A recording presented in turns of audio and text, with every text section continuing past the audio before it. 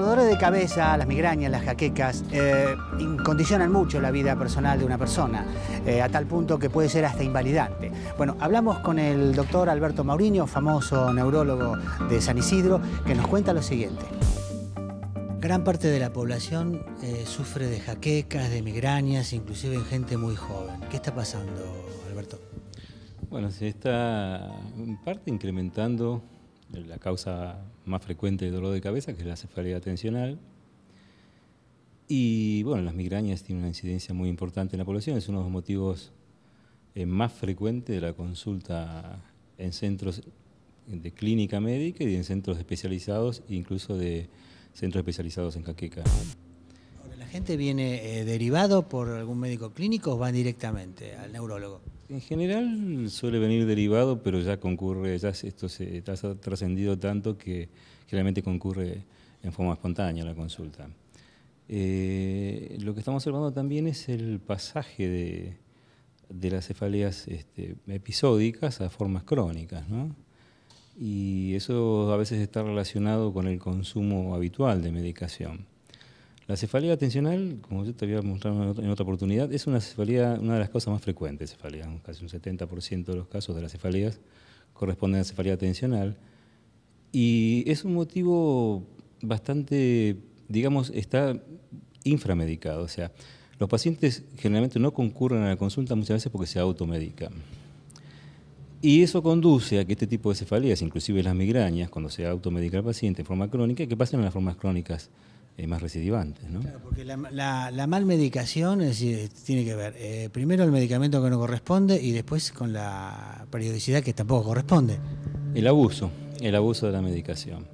Entonces eso lleva a que uno concurra al paciente y tenga que incurrir a tratamientos ya de tipo profilácticos para el dolor de cabeza, que generalmente están indicados en determinadas situaciones. Por ejemplo, en las formas cuando el dolor de cabeza es muy importante y son 3 crisis o 4 crisis mensuales, pero ya discapacitantes con síntomas prodrómicos muy importantes y a veces son refractarios al tratamiento.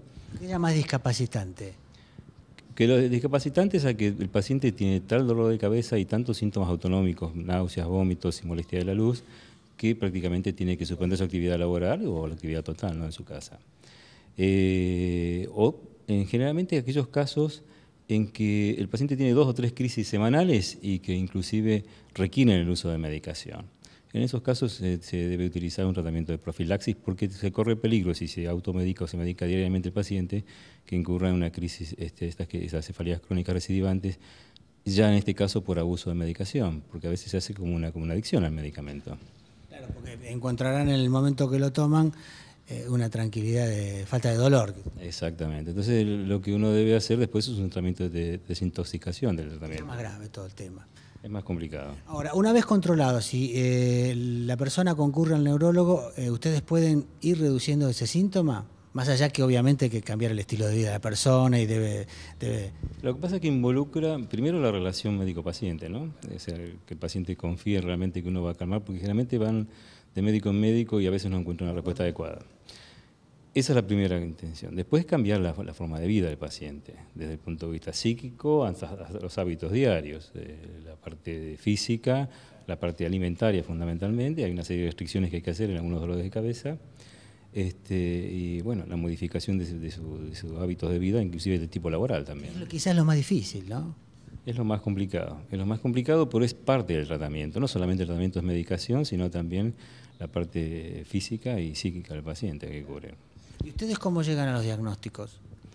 El diagnóstico primero tenemos que diferenciar, como habíamos hablado en alguna oportunidad, en las cefaleas primarias y las secundarias. Es fundamental hacer un diagnóstico y descartar una patología secundaria, como habíamos hablado, patologías complicadas, tiene que ver con la parte vascular, con la parte tumoral, etcétera, etcétera. No todo dolor de cabeza es así. Es muy frecuente que el dolor de cabeza sea de origen a veces familiar y a veces no familiar, en forma esporádica, que es lo más frecuente. Y el diagnóstico se hace a través de la clínica y después de estudios de laboratorio y los estudios de neuroimágenes. Que hoy están muy adelantados, ¿no? Están adelantados porque no solamente tenemos imágenes estructurales, sino también imágenes funcionales. Entonces uno puede determinar diversas características del dolor de cabeza, no solamente en la parte estructural, descartando un tumor o una lesión vascular, sino también descartando una alteración funcional, que en otras patologías son muy importantes, ¿no? Bueno, para cerrar, ¿el mensaje cuál es para el jaquecoso, el migrañoso? El mensaje es, primero, cubrir las recomendaciones médicas, hacer las restricciones adecuadas que hay que hacer en cuanto a la alimentación y no sobremedicarse. El automedicarse termina generalmente incurriendo en dolores de cabeza casi permanentes, dolores de cabeza que se prolongan a veces hasta por 15 días a lo largo de 6 meses, o sea, muy complicados, y que no responden al tratamiento, se hacen refractarios al tratamiento y cuando suspende la medicación que la toman en forma crónica aparece más dolor de cabeza con más síntomas asociados. O sea que lo adecuado es hacer la consulta y tomar la medicación que corresponde. Y cambiar los hábitos, digo. Bueno, muchas gracias, Alberto. Nos reencontramos en otra oportunidad. Ustedes no se vayan, hacemos una pequeña pausa y seguimos hablando con los que saben.